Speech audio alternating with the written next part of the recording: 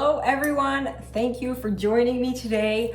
We are going to be making peanut butter cookies. Now these are my absolute favorite cookies.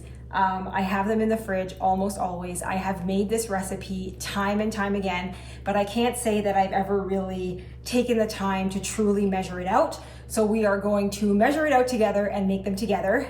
It is the end of the day. It is dark outside, and so I apologize if the lighting is not fantastic right now, but that's okay. That doesn't affect the deliciousness of these cookies. So let me show you what I have today. So we have our trusty oat flour. We have natural peanut butter. So this is just peanuts, nothing else added to the peanut butter. We have creamed honey, cinnamon, which everyone knows by now that I love, and just some chocolate chips. These are dairy-free chocolate chips, semi-sweet chocolate chips. So that is essentially everything that goes into these cookies. They are really quick and easy to make. Not a lot of like kerfuffle, I guess, to make them. Only one bowl and mixing and we're done. So let's start with the peanut butter. I actually use this entire peanut butter jar. So this is a 1 kilogram jar. So let's go ahead and pour it in. We'll open it up. This is a brand new jar. So let's pull this top off. Sometimes these are a little bit tricky. All right.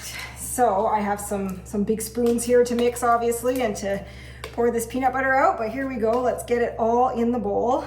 As I said, I have these cookies in my cupboard almost all the time. I am what you might call a peanut butter fanatic. I absolutely love peanut butter. You know, when people ask you, like, if you could only eat one food for the rest of your life, what would it be? Mine is definitely peanut butter. So just bring on all of the peanut butter. All right, so this is looking good. We scraped this pretty clean. So let's put this over here. Next, we are going to put in our creamed honey. So, like I said, I don't typically measure this. I think it's gonna be around half a cup. Usually I just like take a big scoop and put it in. So we'll see what this looks like. I usually go about like this. So let's see, let's see what this looks like. I think it's gonna be about half a cup. Yeah, look at that. That is pretty perfect. It is essentially, that could not be more perfect. That is half a cup. All right, so we have a very full half cup of creamed honey, which I'm going to now scoop into here. Very nice. All right, so we'll just kind of scrape the spoon clean here. That looks good. All right, next up, we are going to put in our cinnamon. So the cinnamon adds a really nice touch to these cookies. It adds like a really nice flavor to them. So I'm actually gonna put in a full tablespoon. Then I might actually even add a little bit more. So we might actually only have about a tablespoon left of cinnamon right now. All right, so you know what? We're gonna put in 1 tablespoon, given that my cinnamon is now gone. So I need a refill on cinnamon, please. So 1 tablespoon, but I actually think that I would add a little bit more, probably another half tablespoon to it. Depending on how much you like cinnamon, I suppose that will affect it. So maybe try it with 1 tablespoon for your first recipe, and then if you love it but think it could use a little more cinnamon, add a little more next time. And then we are going to add our flour. We are going to do 1 cup of flour. So let's see here. Oh my goodness. We are also running low on flour here. Apparently I just need to go get some more ingredients. So perfect. We had exactly 1 cup of flour left. So that is what we are putting in. And if we need more, I have more flour in the pantry. So we'll see once we get stirring this up. So now that we have this, we will stir in the chocolate chips last. So let's give this a really good stir to see what it looks like.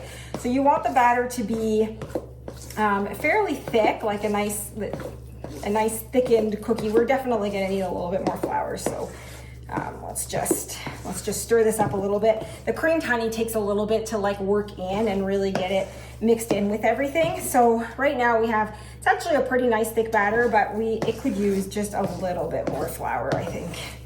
So let's just keep stirring for a minute here. I'll keep assessing. I think we're gonna add like another 1/4 cup of flour, so I'm just gonna go grab. All right, so here is another bag of flour. And perfect. We're gonna have a 1/4 cup here. Let's add a 1/4 cup of flour to this just to thicken it up a little bit more. All right, here we go. So there's another 1/4 cup. That looks good. All right, let's give this a good stir now. Yes, that looks much better. Awesome. All right, so you'll see now it's gotten a little bit thicker. It's looking more like a cookie batter now than it was 2 minutes ago. So you'll see it's actually quite thick and you can easily kind of shape it like this. All right, so now let's put our chocolate chips in. I'm actually gonna put this whole bag in, so this is 300 grams.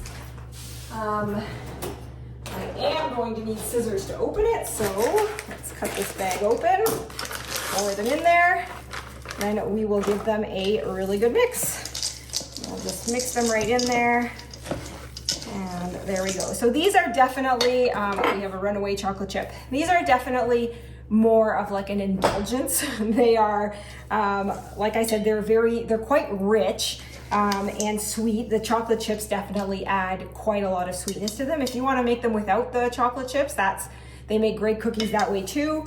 Then if you want to add a little bit of honey, you can, or if you like it with just that half cup without the chocolate chips, that's awesome too. But yes, these are definitely a little bit more of an indulgence, so just enjoy them mindfully and in moderation. All right, so this looks great. Let me show you what this looks like. Essentially, we have like a big, it's nice, it's moldable. This is like the perfect, beautiful cookie batter. And so now we are just going to move on to scooping them onto our cookie trays. So this, like I said, I've made it so many times, I literally know how many cookies it makes. It makes about 32 cookies. So you're going to need 2 cookie trays, which I have here. I kind of have like a very big one and then a smaller one.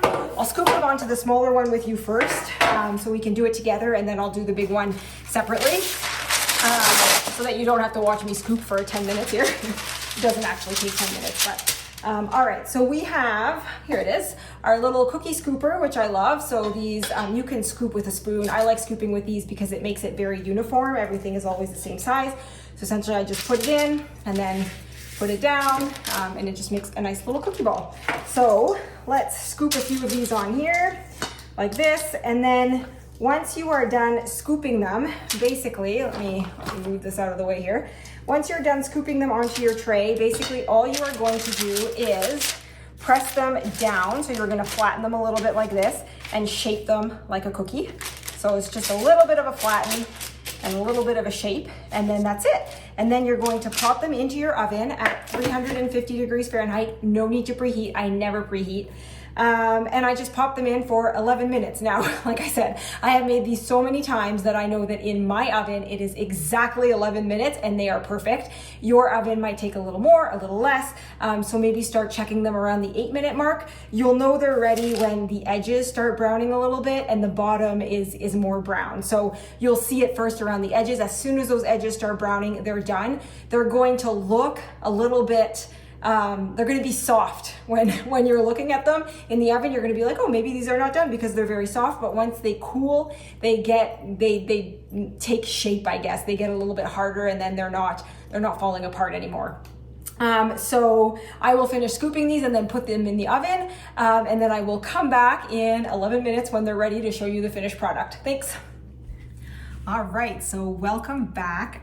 It is 11 minutes later. The cookies are out of the oven, and as you can see, let me give you a little bit of a close-up here. The edges are lightly browned as well as the tops are a little bit brown, and so that's kind of when you know that they're done. Right now, they are definitely very soft, but like I said, they will harden a little bit as they cool. So typically now I would let them cool for 10 minutes on the counter or so, and then I would put them into the fridge, and then they live in the fridge. So they're stored in the fridge. You can also freeze them. They freeze quite well.